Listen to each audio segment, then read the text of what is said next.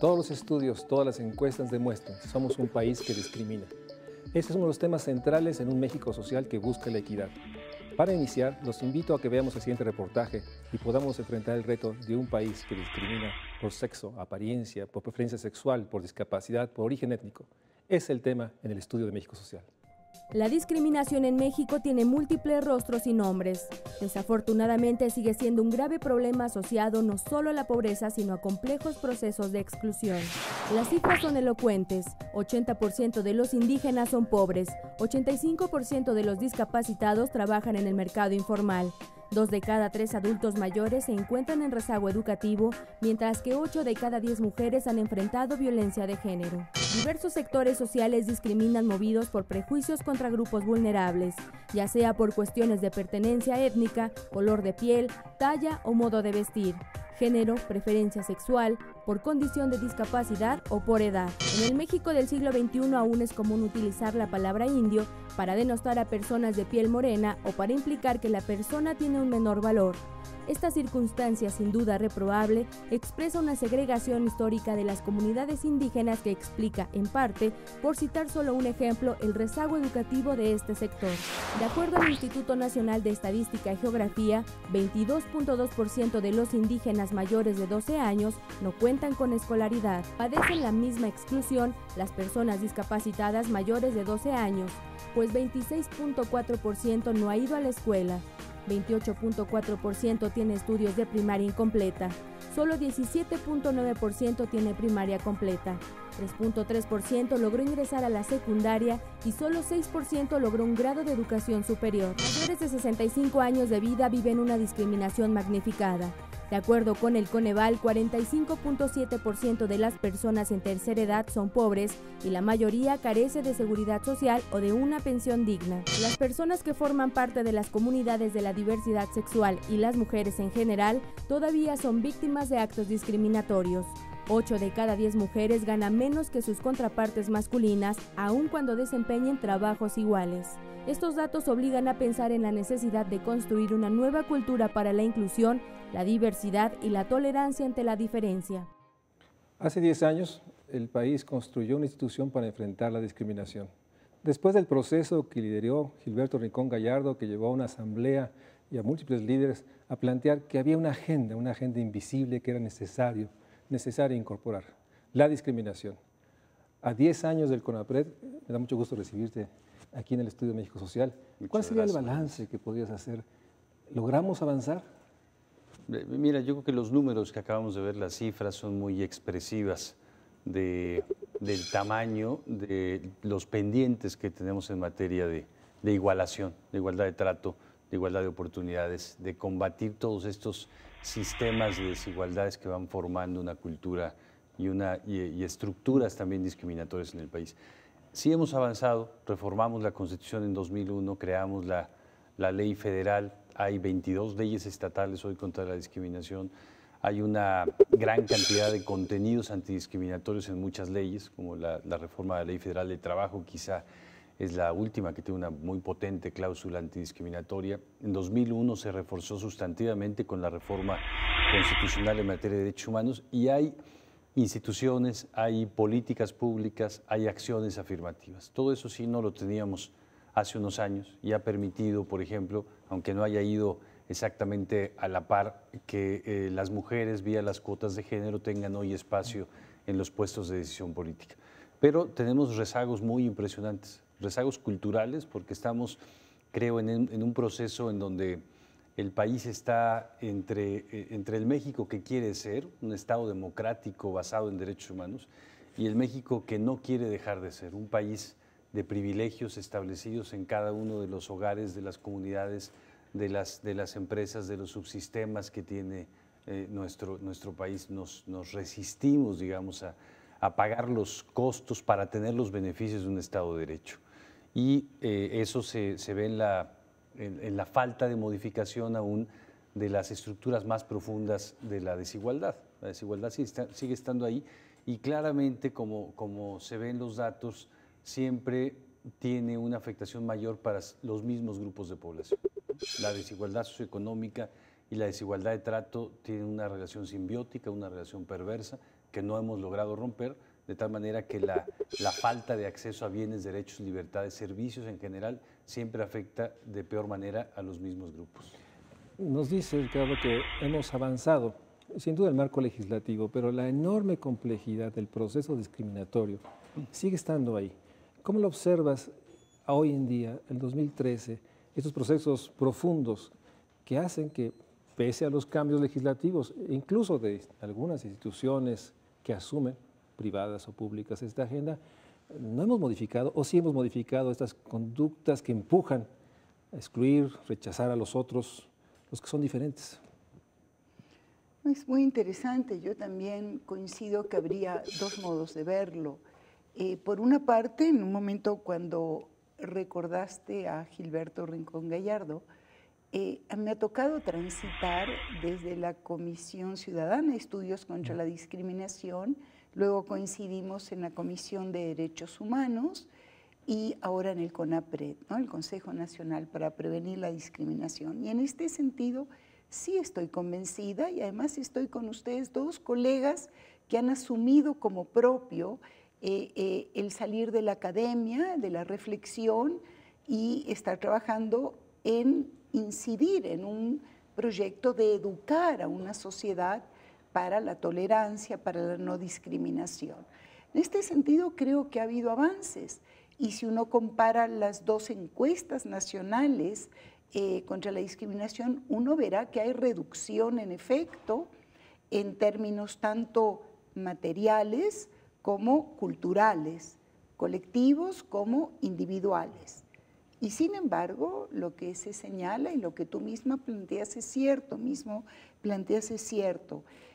son procesos complejos, los discriminatorios, tienen que ver con una penetración consciente y muchas veces inconsciente, son difusos.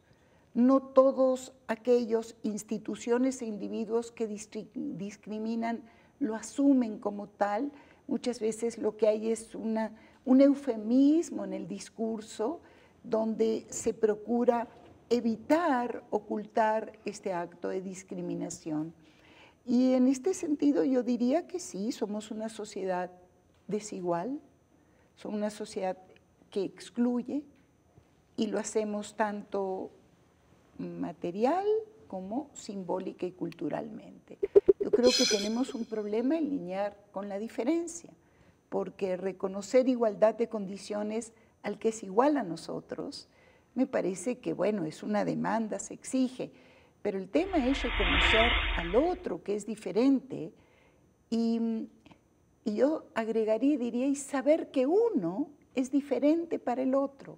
O sea, este ejercicio de empatía, de ponerte en el lugar del otro.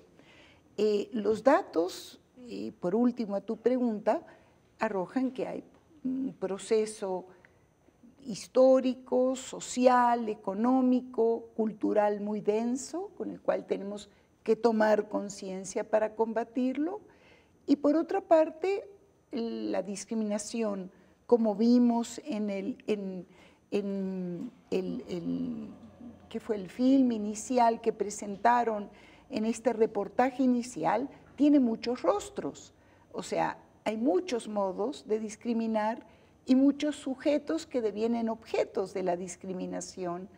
Y por tanto creo también que la estrategia tiene que ser diversa y el combatir la discriminación forma parte, yo diría, de un compromiso de una sociedad que quiere ponerle un fin a este proceso de exclusión, de marginación.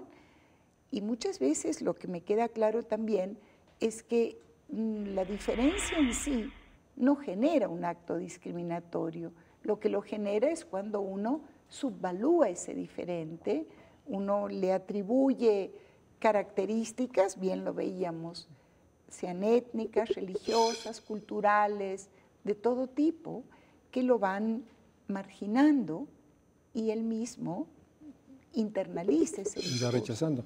Pero por otra parte hay un dato que nos diste que es muy preocupante. No tenemos un esfuerzo similar contra la discriminación en toda la República. Hay entidades que no tienen una ley, hay entidades que aún teniendo ley, no lo ves en sus políticas públicas. Entonces, esta república compleja, a veces totalmente desordenada, en este tema también hay un esfuerzo muy incompleto. Sí. ¿Cuáles son las entidades que están más atrás o que tienen un avance, digamos, menos destacable? Mira, creo que en principio lo que nos dice este dato es que México tiene sí tiene una legislación a veces más avanzada o más difundida que muchos otros países, pero nuestra legislación antidiscriminatoria es profundamente discriminatoria. ¿Por qué? Porque no protege de la misma manera a este derecho, igualdad y no discriminación, a todas las personas en el territorio. Por ejemplo, hace distinciones, por ejemplo, donde no hay una ley estatal, en estados como Oaxaca, como Puebla, como Nuevo León, como Sonora, en estos estados donde no hay una ley estatal, no hay una protección contra actos de discriminación de los municipios, ni contra actos de discriminación del gobierno del estado. Entonces, ahí, aunque la Constitución establezca un derecho general en el artículo 1, no hay mecanismos en los estados para que esto sea garantizado. Eso ya hace una diferencia enorme. Dependiendo del territorio, las personas tienen posibilidad o no de acogerse a mecanismos de protección.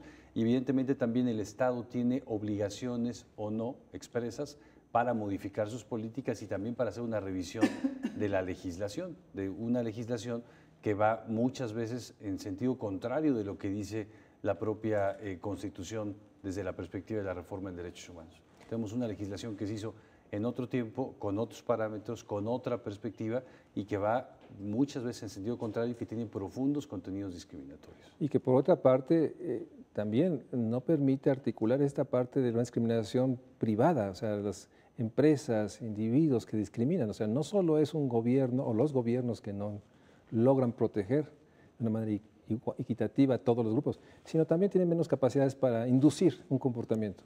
Para inducir y hacer que la ley sea pareja para todos, porque la ley hoy obliga a particulares y Estado, pero a la hora de sancionar, de vigilar, de proteger, vigila las acciones del Estado, pero no las de los particulares. Y la mayoría de las interacciones del ciudadano están con particulares, con empresas, con escuelas, con transportes, no con las instituciones públicas. Vamos a un corte. Estamos hablando sobre la discriminación, una de las agendas más complejas, más difusas, como nos decía la doctora, y que requiere realmente el fortalecimiento no solo institucional, sino realmente el ponerlo en el centro de lo que bien nos dicen, atrás de la discriminación está el país desigual que somos. Vamos a un corte y regresamos al Estudio de México Social.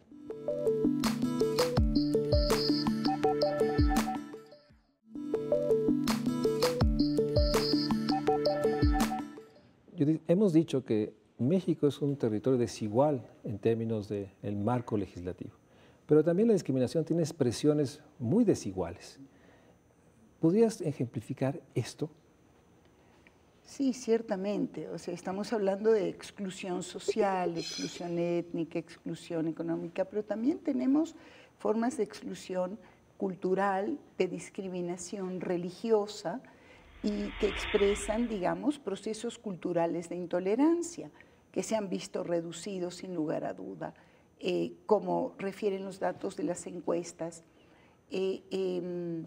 Esto se manifiesta a mi modo de ver de un modo particularmente interesante, por ejemplo, en el temor a la diversidad política. La gente no piensa que una sociedad se enriquece con diversidad política, sino que la ve como fuente de fragmentación, temor al extranjero, que lo vería como también una fuente de diversificación, y esto se manifiesta de un modo particularmente diría yo, agudo en el tema religioso. Y aquí, oyendo lo que señalaban, me parece que es muy importante ver cómo hay una una diferencia de comportamiento regional. Tengo frente a mí estos datos. Los estados, por ejemplo, de Guerrero, Chiapas y Oaxaca, Coahuila, Nuevo León y Tamaulipas, son las regiones más severas en cuanto al cumplimiento de los deberes cívicos que todo niño o niña debe respetar, sin esto es muy importante, importar las prohibiciones que deriven de su práctica religiosa. A ver, explícanos Aquí, eso, o sea, claro. ¿estás diciendo que estos estados es donde hay más intolerancia? No, lo que estoy diciendo es que, voy a ponerlo de esta forma, en escuelas, porque este es un lugar muy interesante De convivencia de convivencia interacción. y porque la discriminación, por ejemplo, religiosa, aumenta con el aumento de edad y decrece con el decrecimiento de edad. Esto quiere decir que quienes son más jóvenes tienen menos tendencia a la discriminación, ya forman parte de una cultura nacional abocada a ello y también varía con niveles de educación. Entonces, centrada la última encuesta en la escuela, por ejemplo, y aquí sí aparece donde habría prohibiciones, una normatividad de cómo expresar diferentes ¿Cómo credos. se expresa este rechazo? Puede ser violento, puede ser, ¿cómo es ese enorme rechazo? Sí, Porque una cosa es, no te acepto porque tienes una apariencia diferente, pero ya cuando hablamos de creencias, de ideas, de preferencias sexuales, es una magnitud mucho más profunda. Cierto. Y más preocupante. Cierto. Y en ese sentido tengo la impresión de que somos un país profundamente racista, discrimina, pero también es violento hacia estas ideas, creencias, preferencias. Tiene expresiones sin lugar a duda. También es cierto que somos un país que cada vez hay mayor diversidad religiosa, cada vez hay mayor pluralismo político. O sea, es todo el tiempo, digamos, como lo estamos viendo. Lo que yo refería es la escuela como un espacio de aceptación de la diversidad religiosa es un punto donde se ha centrado la encuesta y una de las preguntas que surgen es cómo explicar las diferencias de tolerancia frente al otro. Y entonces la respuesta o digamos los supuestos que estamos teniendo es que tiene que ver con una tradición de la región, culturas que hay dentro, tiene que ver con grados de polarización social, tiene que ver con grados de educación y con composición de la población. Y esto me parece que a la vez que preocupa, alienta, porque en este sentido alienta el saber que jóvenes y con mayor niveles de educación son más tolerantes a la diversidad religiosa, política. Esto quiere decir que se puede construir una realidad, se puede incidir sobre ella. Por otra parte, no tenemos cabalmente claro cuáles son las razones por las cuales yo voy a dar otro ejemplo, ¿correcto? Y lo que tú dices es cierto, porque en el tema de la discriminación política o religiosa hacia las creencias del otro, tiene que ver con todo un imaginario cultural, con todo un simbolismo de cómo reconocemos al otro, claro, otras creencias, etcétera. Y entonces, mientras que históricamente el DF era la entidad con más población no católica, durante los últimos años esta condición se da en Chiapas, en Tabasco, en Campeche, en Quintana Roo, en Yucatán, en Oaxaca, en Tamaulipas y en Baja California. Esto quiere decir que donde hay mayor diversidad religiosa, también se va generando expresiones de rechazo, pero también reconocimiento de que la sociedad y la cultura es un mosaico. Claro, y en ese sentido, Ricardo, hay una parte que me gustaría que vieras una reflexión. La discriminación es los fenómenos que hacen más aguda la pobreza, que tiene esta interrelación brutal que finalmente también expresa desigualdad. Pero creo que un tema que no hemos subrayado es que la discriminación también erosiona la democracia. Claro. Es un elemento que está ahí y creo que no hemos, los que hemos estado en estas agendas, transmitido esta vinculación, discriminación y la democracia que tenemos. ¿Cuál es tu opinión sobre esta interrelación? Déjame solo completar sí, por favor. Una perspectiva acerca de lo que mencionaba Judith, de dos situaciones que son muy cambiantes hoy día en nuestro país. Uno, la sociodemografía y los cambios que estamos teniendo en nuestra sociedad cada vez más nos diversifican. Crece, y eso lo podemos ver en los datos del censo claramente, crece la diversidad etaria. Nuestro país ya no tiene 60 años, nuestro país tiene hasta 90, 100 años.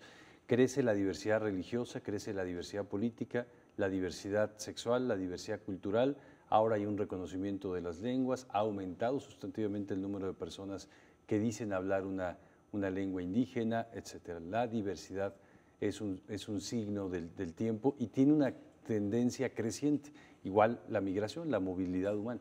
Digo esto porque estos son los llamados motivos prohibidos de la discriminación. No vamos tendencialmente a ser un país cada vez más homogéneo, sino cada vez más diverso. Y en términos del cambio generacional, tú hablabas de que los jóvenes aceptan, eso lo dice también claramente la encuesta nacional sobre la discriminación, aceptan más la diversidad sexual, cultural, religiosa, política, por ejemplo, pero hay ciertas cuestiones en las que van un poco hacia atrás. La violencia de género es más aceptada también por los adolescentes hoy que por los adultos o los adultos mayores. La agresión hacia los migrantes, ¿no? La exclusión hacia otras formas culturales. Entonces me parece no es automático, no podríamos pensar que la sociedad solamente con el cambio generacional, sin una incidencia clara en la cultura. Y esto tiene que ver claramente con la democracia. ¿Para qué queremos la democracia? El régimen democrático tiene en el proceso electoral un mecanismo, pero no tiene una finalidad. Y sí creo que como país hemos perdido un poco el rumbo. Una democracia tiene como sentido y contenido, como horizonte último, la posibilidad de que todas las personas ejerzamos derechos y libertades de la misma manera. Para eso nos organizamos, para eso hacemos este régimen de convivencia, para eso establecemos reglas legales, reglas políticas, para eso accedemos al poder, para organizar estas formas de convivencia de tal manera que sí tengamos la igualdad en el único aspecto en el que lo tenemos, que es igualdad en dignidad y igualdad en derechos. Pero esto está muy perdido, creo, muy desdibujado hoy en el horizonte de nuestra democracia. Y se ve, México ha ido caminando junto con otras democracias constitucionales en algunos temas, como el desarrollo económico, como el desarrollo sustentable, en ese sentido la protección del medio ambiente, etcétera, pero en el tema de la igualdad no. Los países del primer mundo, los países más desarrollados económicamente, los países con mejores niveles de vida, tienen en la igualdad un eje central de su democracia, la igualdad que el Estado tiene que proporcionar a través de todos los bienes que constituyen la fuerza del Estado. Una pregunta didáctica, ¿igualdad de qué? La igualdad en la posibilidad de ejercer los derechos, de ejercer las libertades y de tener acceso a los bienes y servicios.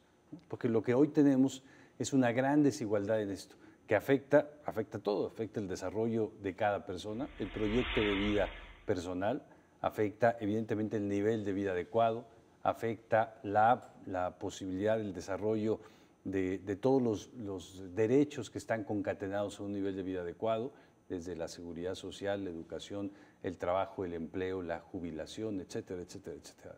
Te afecta todo la desigualdad. En ese sentido, sí ha habido avances legislativos. Hay una enorme desigualdad en esto, pero por otra parte tenemos lo que se ha señalado en otras ocasiones por Judith, o sea, el proceso cultural, que no logra realmente irse transformando en la rapidez que el proceso legislativo. Esta parte cultural que discrimina por apariencia, por creencia, por una percepción de lo que se debe ser en el horizonte de los entornos, es algo muy complejo y creo que CONAPRED no tiene todos los instrumentos para transformar culturalmente un país. No los tiene el ordenamiento legal. Como tú dices, el artículo 17 de la Ley Federal contra la Discriminación dice que al CONAPRED le toca promover un cambio de cultura democrática. Digo, eso es una desproporción enorme. Es una desproporción enorme porque eso es una tarea en general del Estado, ¿no? de todas las instituciones del Estado. Y ahora lo dice con más claridad el artículo 1 constitucional. Todas las instituciones públicas en el ámbito de su competencia tienen que no solo proteger y defender, garantizar derechos humanos, sino también promoverlos, promover ese cambio cultural, independientemente del tipo de institución de que se trate, independientemente del orden de gobierno o del poder en donde esté. Eso sí le toca a todas las instituciones del Estado.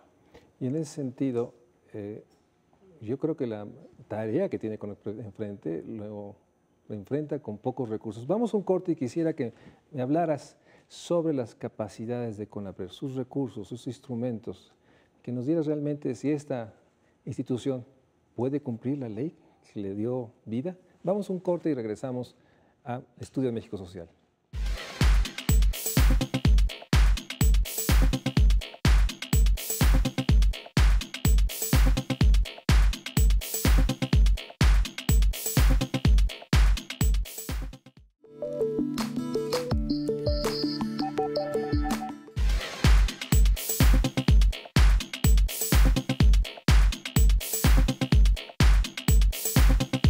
Pues sí, precisamente las personas pobres. La gente piensa que por tener un bajo nivel económico, piensan que no tienen derechos y bueno, por eso los discriminan. Las mujeres porque les pagan menos, tienen el mismo trabajo, por ejemplo, si es un abogado o una abogada, y las discriminan aunque tengan el mismo trabajo, las discriminan. En todas partes del mundo siempre son los pobres los que son discriminados, porque los pobres sufren las consecuencias. Vivimos en un sistema donde dependemos directamente de los ingresos, del dinero, y si hay limitaciones económicas, todo se limita. Hay muchos grupos, la verdad es que indígenas, los mismos niños, comunidades lésbico, gays, la verdad es que creo que hay mucha gente que discriminamos. Los indígenas. Los tratan mal, se discriminan por su color, por su forma de hablar, por su forma de vestirse. Todas las personas de la tercera edad y a su vez también los niños. Pues yo creo que la gente de escasos recursos, ¿no? Los campesinos, en provincia, en el campo. Yo creo que es la gente más discriminada. Ante este panorama, Ricardo, CONAPRED tiene las capacidades, los recursos para poder cumplir su mandato y esta diversidad de manifestaciones de discriminación. O sea, ¿cuáles son los instrumentos, los recursos, las capacidades del organismo que tú diriges? Mira, voy a empezar por lo que tiene, que es muy valioso. El diseño institucional que hizo, que define la ley para el trabajo de CONAPRED, lo hace una institución que tiene un carácter autónomo, autonomía técnica y de gestión, que tiene un carácter ciudadano. Entonces la asamblea consultiva, el grupo de ciudadanos que conocen el tema, que tienen representación, que tienen legitimidad, pero también tienen decisión en la toma de decisiones de la institución pública, lo cual no sucede casi con ninguna institución pública. CONAPRED es una autoridad, es decir, forma parte del Ejecutivo y no es un organismo de protección de derechos humanos. No es un organismo que solo vigila y califica cuando hay violaciones de derechos humanos, sino es un organismo que tiene la obligación de garantizar el acceso al derecho, de generar los mecanismos para garantizar el acceso al derecho. Y además la ley le da prácticamente, es una ley muy generosa, le da al CONAPRED la posibilidad de hacer casi todo lo que se nos ocurra para prevenir la discriminación. Entonces, intervenir en temas educativos, en contenidos curriculares, intervenir en programas de promoción cultural de todo tipo, trabajar con iglesias, trabajar con escuelas, con gobiernos, con autoridades judiciales, trabajar con académicos, promover desarrollo de conocimientos, promover políticas públicas, cambios en las políticas públicas, generar cambios legislativos también. Es decir, como ya mencionaba Judith, el problema es multifacético, se tiene que atacar multidimensionalmente.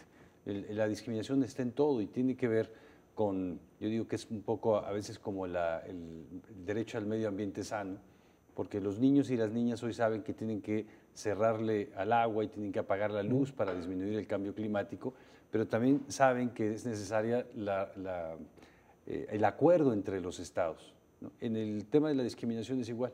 Necesitamos que el artículo primero constitucional y los tratados internacionales protejan armónicamente este derecho, pero también necesitamos la relación interpersonal, necesitamos la relación al interior de las instituciones públicas y privadas, criterios de comportamiento, normas formales e informales, códigos de conducta. Entonces, sí tiene grandes posibilidades de acción, pero creo que adolece de dos cuestiones al menos. Una es el tema como tal, más que la institución, porque la institución sería un reflejo de…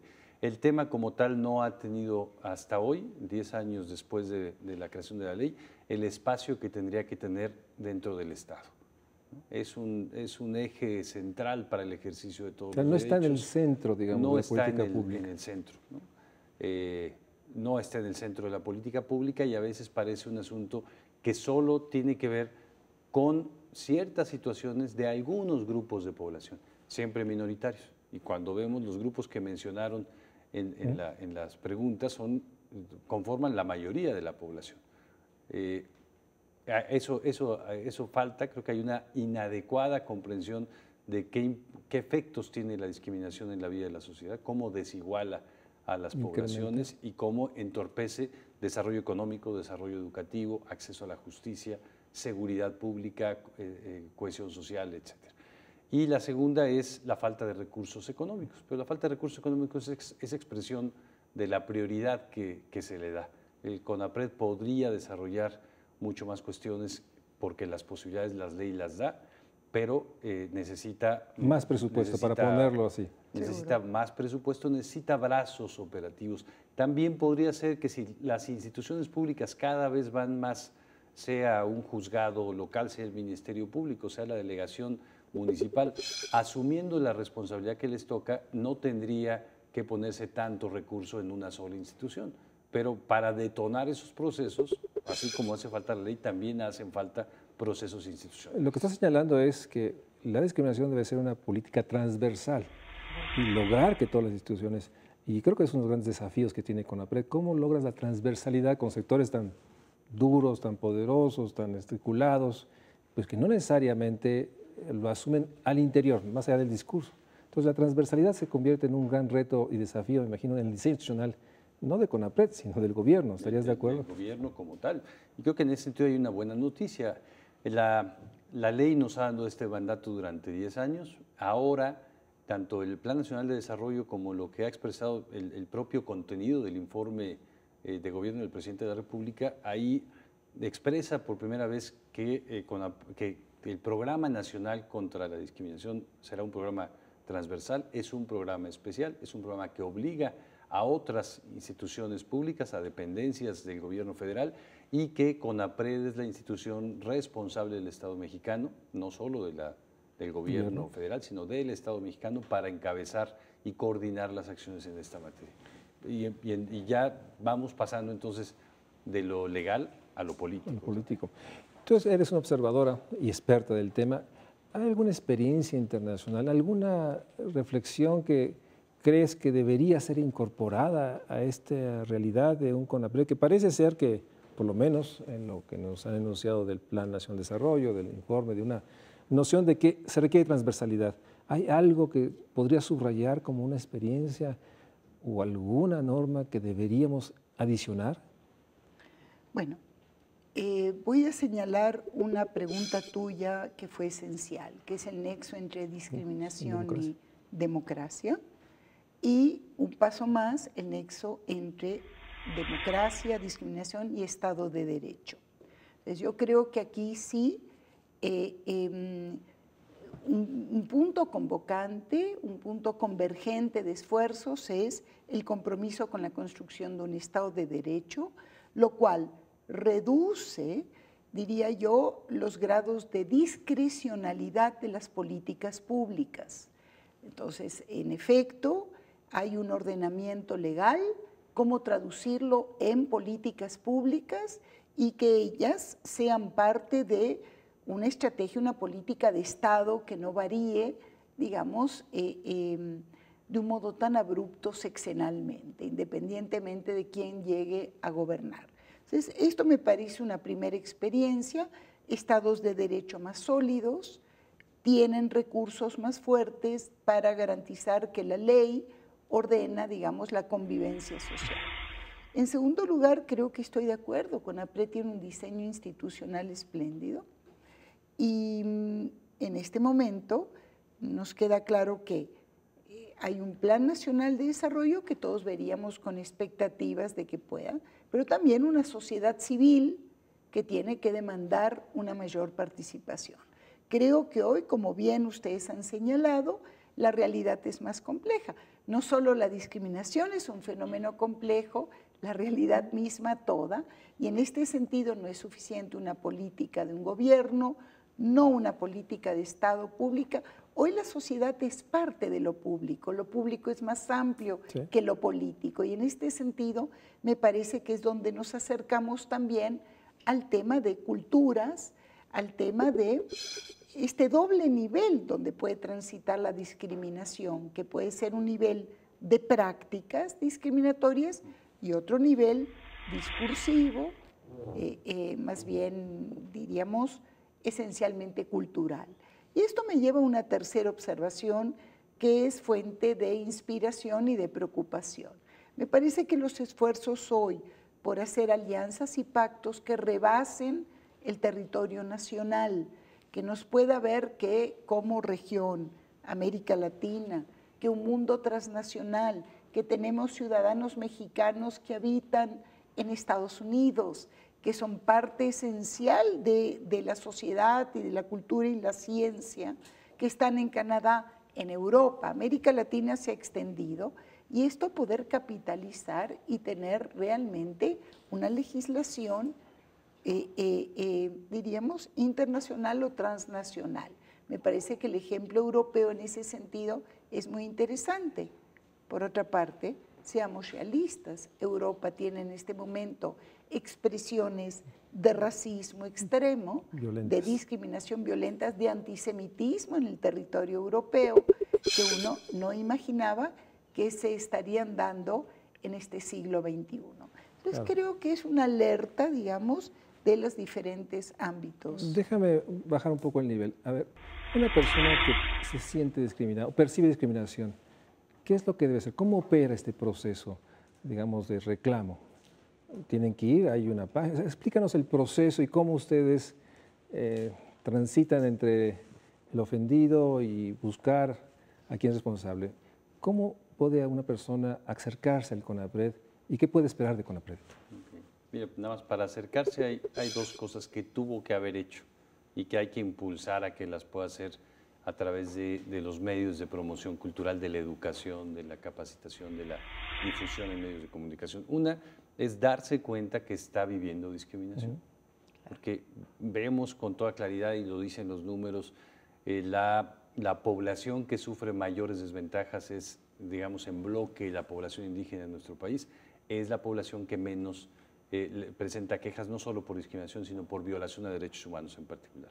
Esto, a nivel de todos los grupos sociales, es una expresión de que tenemos muy normalizada la discriminación.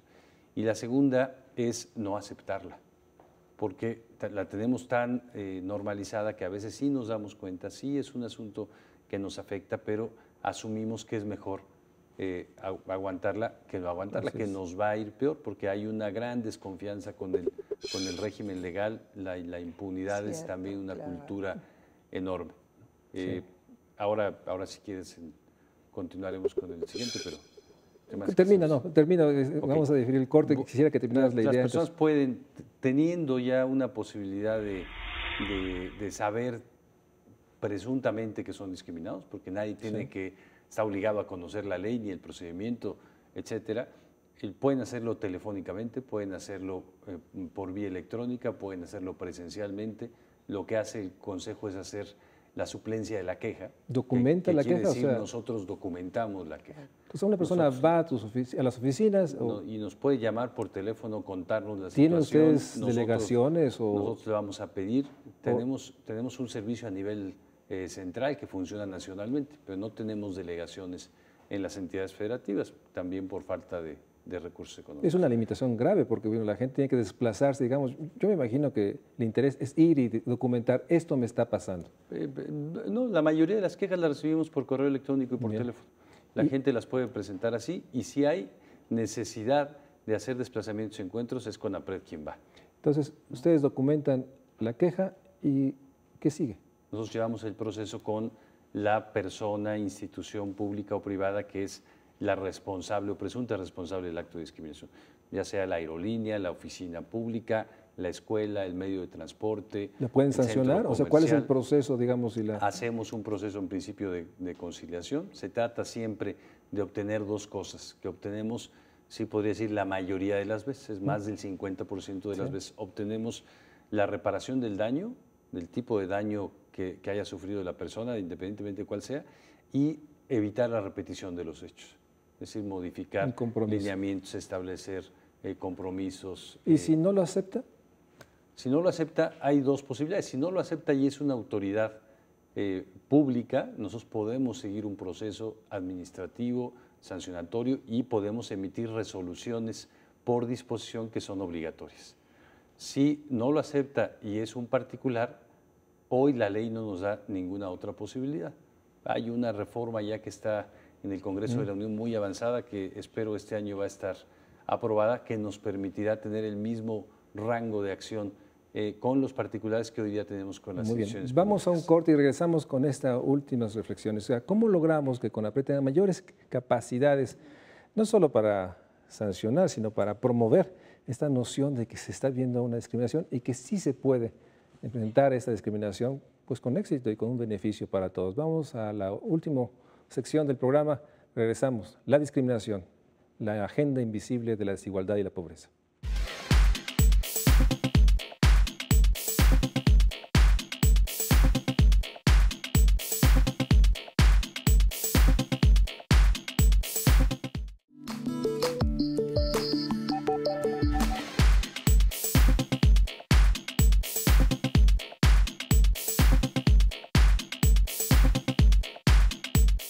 Ricardo, nos decías que hay una propuesta para fortalecer el CONAPRED y que es una iniciativa de ley que ya está en algunas de las cámaras. ¿En qué consiste esta ley? Mira, la reforma a la Ley Federal para Prevenir y Eliminar la Discriminación tiene unas cuestiones que tienen que ver con conceptos y con contenido normativo para enfrentar en las políticas públicas de mejor manera la discriminación. Esto es, fortalece el concepto de discriminación, atendiendo, por ejemplo, una de las peticiones que el Comité para la Eliminación de la Discriminación Racial ha hecho expresamente al Estado mexicano.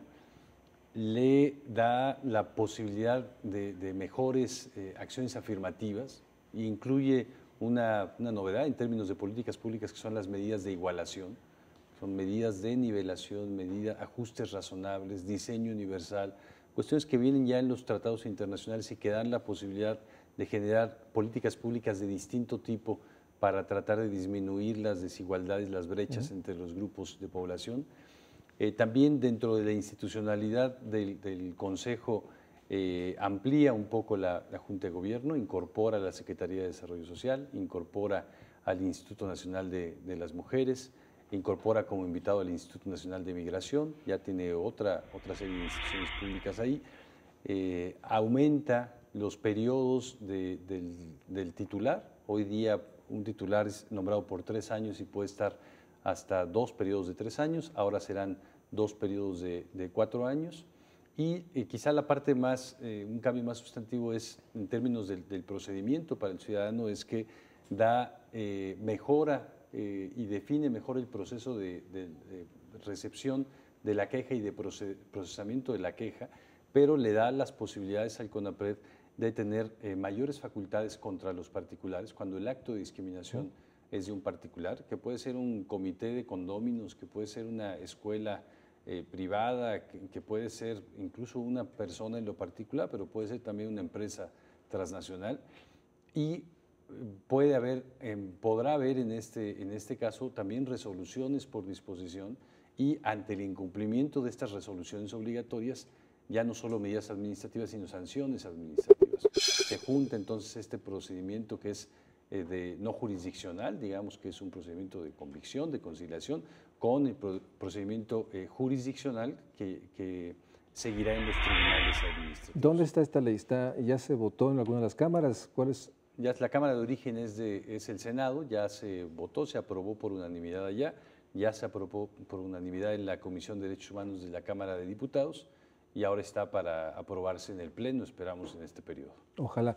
¿Qué otra cosa propondrías, dirías que se quiere el CONAPRED? Tú lo conoces, estás en su asamblea. O sea, ¿cómo podemos fortalecer un organismo que logre crear esta política transversal que evite la discriminación que vive el país?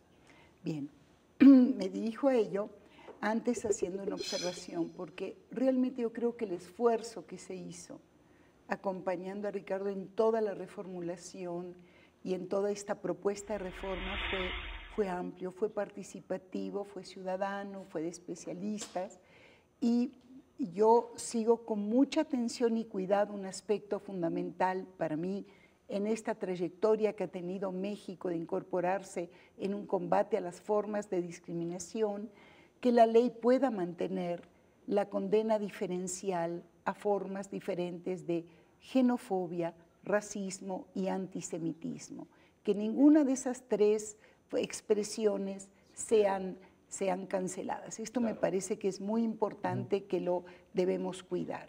¿Cómo apoyarlo? creo que la respuesta tanto de Ricardo como tuya es clara. Es lo transversal, y lo transversal creo que debe ser local, nacional, regional y global.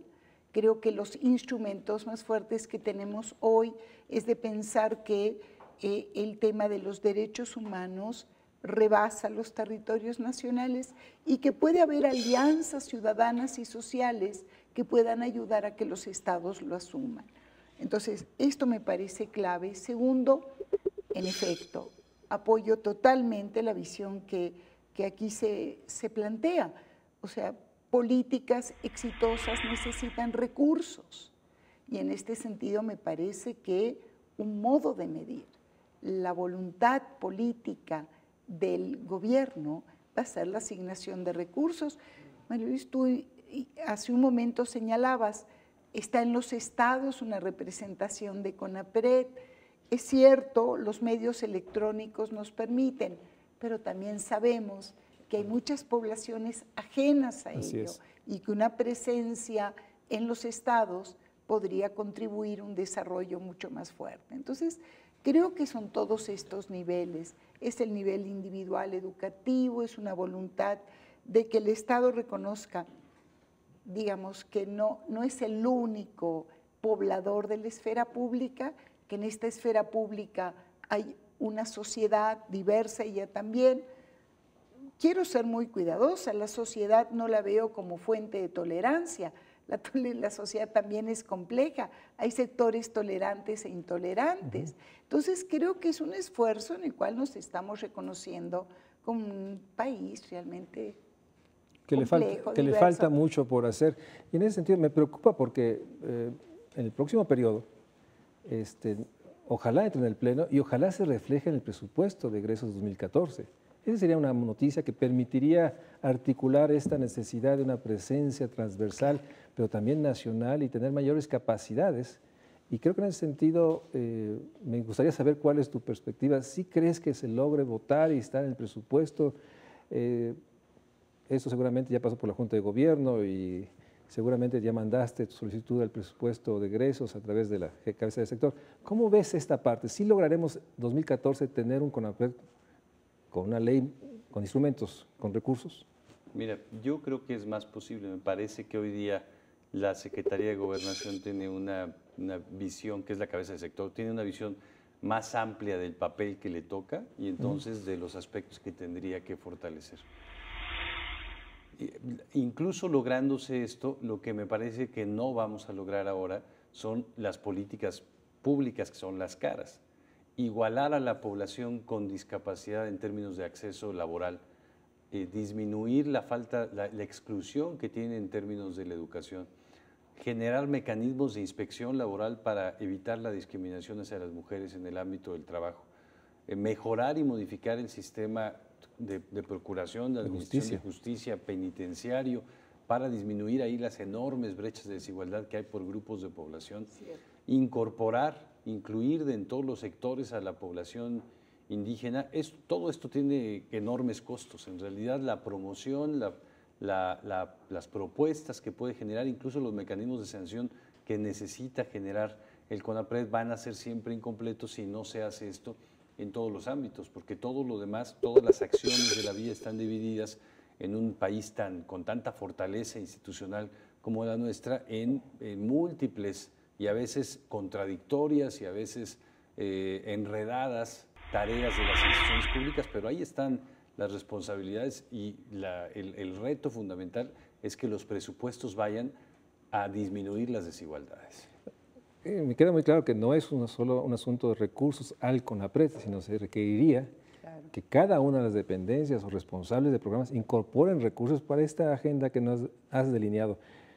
¿Estará realmente consciente esta, déjame frasearlo así, débil institucionalidad que tenemos, que no logra resolver sus agendas y que ahora le estamos exigiendo que para resolverlas necesita incorporar la discriminación? O sea, me preocupa que realmente, tú lo decías al principio, o sea, la discriminación como eje central y que es una agenda de cada dependencia, de cada programa, y que el CONAPRED puede impulsar un proceso, pero no puede tener recursos para cada una de las dependencias y cada uno de los niveles de gobierno. Entonces, me gusta tu reflexión de esta complejidad y este reto que tienes de lograr eso. ¿Me permiten un segundo, de un modo, perdón, irreverente? Me gustó el juego que hubo aquí de dos expresiones de las cuales sigo con...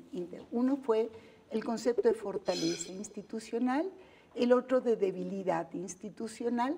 Yo creo que este es uno de los grandes temas. Tenemos una fuerte densidad institucional que no necesariamente se expresa en fortaleza. Y parte de la fortaleza ya es las políticas públicas que puedan. Pero esto era lo que quería decir. Pero es muy importante subrayar. Tenemos pocos minutos. Entonces, ¿cuáles son tus tareas en las próximas semanas para lograr que en 2014 haya avances? Yo estoy de acuerdo contigo. Mencionaba si hay suficiente conciencia. No hay suficiente conciencia. Hay muchos actores involucrados, hay mucho interés involucrado y también hay una cuestión de fondo. La discriminación siempre supone de alguna forma mecanismos de dominación y esto supone privilegios que están establecidos, incluso privilegios de decidir quién y cómo y para dónde va el presupuesto público, ¿no? Para qué lugar, para qué obra municipal, para qué programa, lo que hacen el cabildeo de los gobiernos de los estados, etcétera. También esos privilegios tienen que democratizarse y afectan o no afectan la posibilidad de igualdad. En el fondo son relaciones de poder, bueno, no el fondo, son centralmente relaciones de poder que hay que modificar. Lo que sí creo que es que este proceso, esta lucha incluso institucional, tiene cada vez más aliados y más comprensiones de la importancia. No con la velocidad que necesitamos, realmente no con la velocidad que el país y sobre todo la gente, los grupos de población que viven la discriminación necesitan, pero vamos a dar un salto cualitativo, sí creo, en los siguientes 2 años o 3 años. Lamentablemente el programa llega a su fin. Sin duda una de las agendas más complejas, más importantes, es poner en el centro de la discusión de la desigualdad, de la pobreza, de la vulnerabilidad, la discriminación.